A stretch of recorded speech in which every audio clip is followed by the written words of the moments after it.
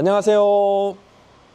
중고차에 관한 모든 것을 해결해 드리는 차부장TV의 차부장입니다.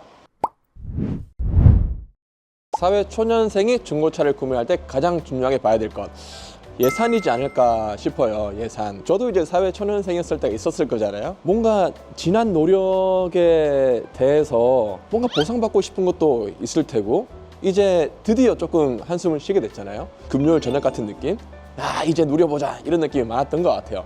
그때 예산을 잡을 때 나의 꿈과 이상이 있으면 현실이 있을 거잖아요. 이제 뭐 대출금도 갚아야 되고 학자금 대출 이런 것도 있고 하니까 그런 걸 고려해가지고 예산을 일단 잡으시면 좋을 것 같고요. 그리고 무엇보다 내가 이 차를 왜 사는지를 보시면 좋을 것 같아요. 출퇴근용으로 사는 건지, 아니면은 평일엔 좀 모셔놓고 주말에 놀러 갈 때 쓸 건지, 예상보다 빨리 좀 결혼하신 분도 계시고 어떤 라이프 스타일의 변화 이런 것도 고려하신 다음에 어느 정도의 차종을 정하시고 그 차종에 따른 예산을 잡으시면 좋습니다. 나의 세후 수익이 있을 거예요. 세후 수익. 세전 말고.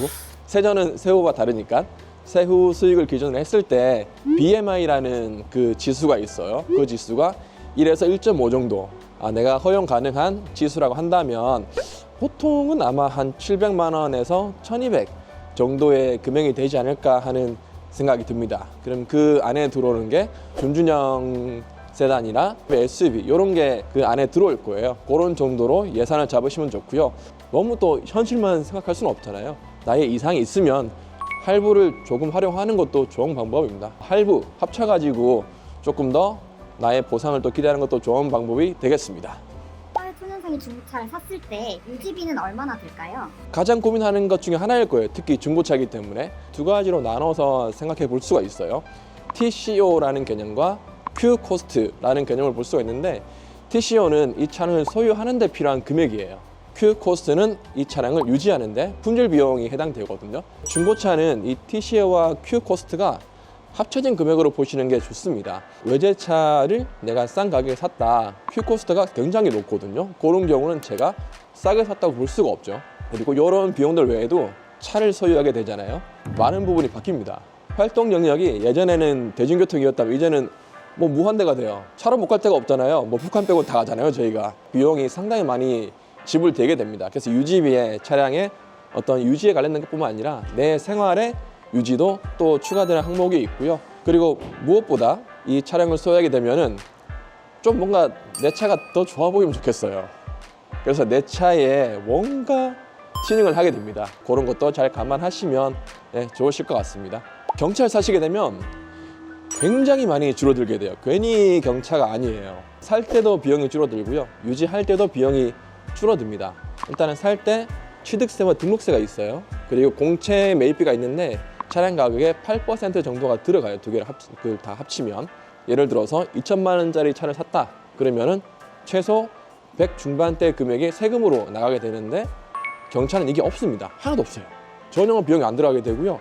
이제 유지를 하면서 공영 주차장 50% 할인이 되고 톨비 50% 할인, 굉장히 혜택을 받을 수 있기 때문에 이성적으로는 경차가 답이긴 한데, 뜨거운 심장도 있고 차가운 머리로 식히기에는 너무 뜨거울 때는 또 다른 차로 갈 수도 있지만, 이성적으로는 경차가 가장 현명한 답이 되겠습니다. 중고차를 사서 유지하는 것과 대중교통 이용하는 것 중에 뭐가 더 경제적일까요?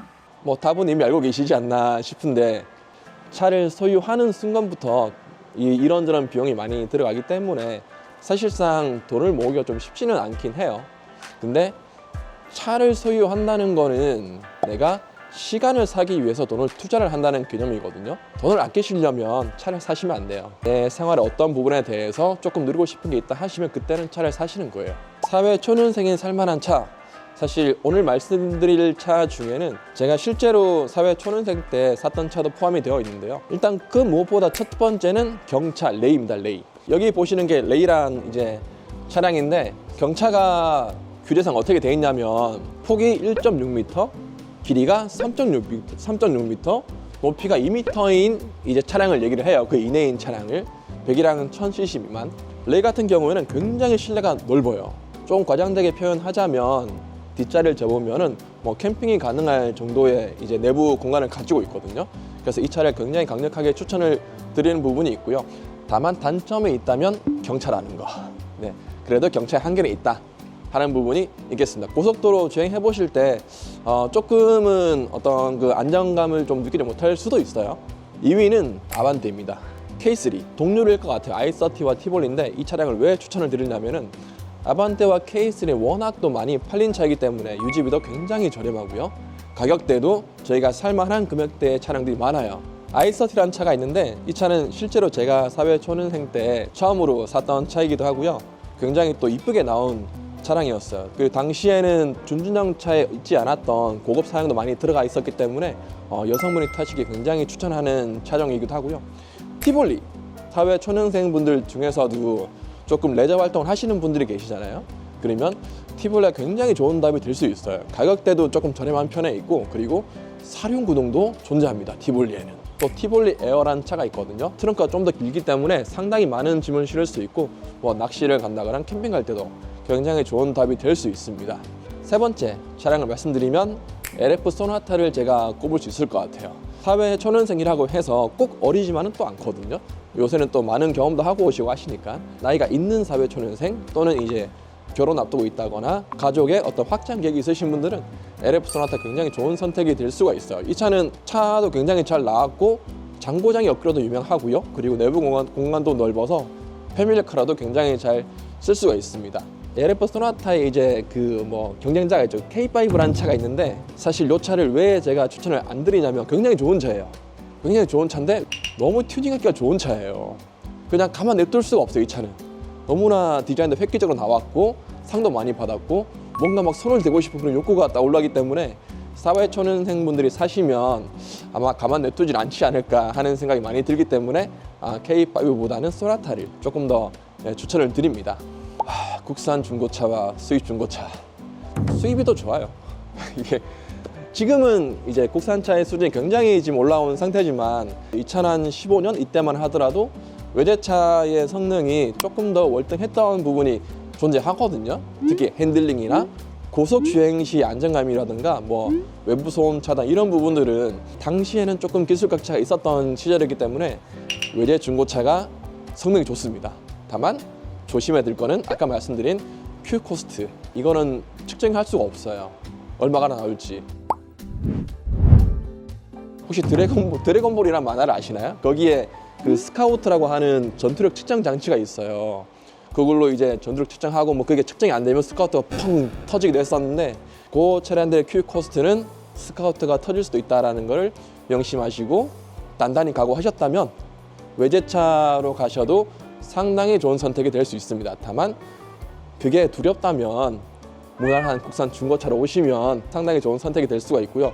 둘 중에 하나를 골라라라고 하시면 저는 지금 중고 외제차를 타고 있습니다. 사회 초년생이 중고차를 사면 수명을 어느 정도로 기대하면 좋을까요? 사실 중고차의 수명이라고 했을 때 차가 수명을 다해서 차를 바꾸는 경우는 많지는 않아요. 보통 차를 바꾸는 거는 뭔가의 변화가 생긴 거거든요. 내가 뭐 취업을 했다든가 또는 취학을 했다든가 어디 발령을 받았다든가 이런 식의 변화가 생겼을 때 차를 많이 바꾸세요. 그런 부분이 발생할 가능성이 굉장히 큰 게 있는 게 뭐냐면 가족이에요. 가족. 1+1이 될 텐데 1+1이 3이 될 수도 있고 4이 될 수도 있고 5이 될 수도 있고 이런 부분들이 발생을 합니다. 향후에 나의 계획이 있다면 조금 더 패밀리카로 보시는 게 좋고 그게 아니라 나는 내 라이프를 좀 누릴 거다 싶으시면은 뭐 그런 차 있잖아요. 왜 그 뒷문 안 열리는 거, 뭐 앞에만 문 있고 뭐 위도 열리고 딱 내릴 때 뭔가 조금 더 멀리 선 다음에 삐빅 이렇게 문을 닫고 싶은 욕구가 있는 그런 차들 하시는 것도 괜찮은 선택이에요. 제가 처음이라서 구매 방식을 잘 모르겠는데 도와주실 수 있을까요? 구매 방식은 크게 두 가지로 볼 수가 있어요. 첫 번째는 개인 거래가 있을 수 있습니다. 이거는 뭐 지인과 거래할 수도 있고 플랫폼을 통해서 개인 거래할 수도 있는데 제가 추천드리는 거는 이제 두 번째 방법이에요. 정식적인 매매 상사를 통해서 거래하시는 거를 저는 추천을 드립니다. 중고차라는 것 특성상 손상된 부분이 있을 수밖에 없거든요.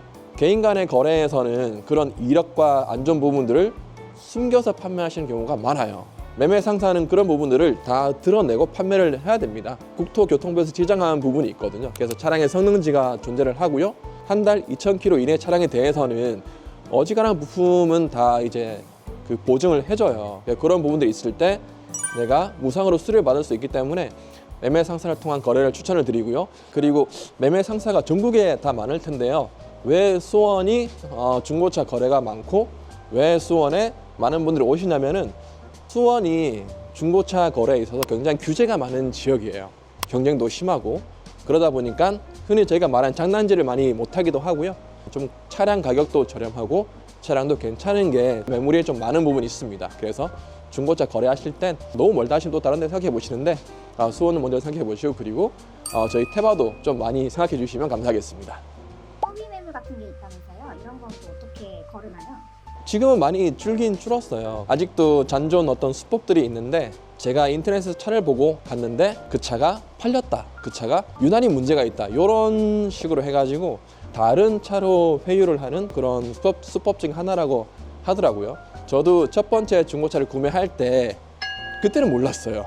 지금 와서 생각해 보니까 그때 그거였구나라고 생각이 들더라고요. 아예 그런 거를 나는 방지하고 싶다라고 하시면 네, 저희에게 연락을 주세요. 중고차 구매하실 때 여러 가지 걱정도 되고 결정할 사항들이 많으실 텐데요. 저희 테바 직원들이 또 많은 경험이 있기 때문에 한 분 한 분 이제 전문적인 상담을 통해서 딱 맞는 적합한 또는 좀 나의 꿈을 펼칠 수 있는 그런 차들로 잘 추천하고 있으니까요. 걱정 마시고 저희한테 문의 주시고요. 네, 중고차에 대한 모든 것 저희 테바에 문의 주시면 감사하겠습니다. 이상입니다.